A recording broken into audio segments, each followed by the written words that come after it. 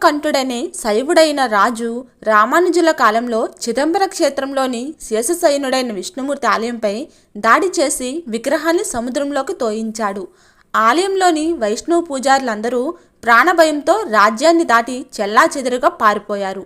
కొందరు పూజారులు స్వామివారి ఉత్సవమూర్తులను తీసుకొని తిరుమల ప్రాంతంలో ఉన్న రామానుజాచార్యులను కలిశారు. ఆ విషయం తెలుసుకున్న రామానుజాచార్యులు బాధపడి చిదంబరంలోని గోవిందరాజస్వామి విగ్రహ ప్రతిరూపాన్ని తయారు చేయించి తిరుపతిలో ప్రతిష్ఠ చేశారు. చిదంబరం నుంచి వచ్చిన ఉత్సవ విగ్రహ సహితంగా ఆరాధనలు, నిత్య పూజలు జరిగేటట్లు కట్టుబాట్లు ఏర్పాటు చేశారు. తన శిష్యుడైన యాదవరాజును ప్రోత్సహించి అప్పటికి ఉన్న తటాకానికి పక్కన ఆ దేవాలయ నిర్మాణం చేశారు.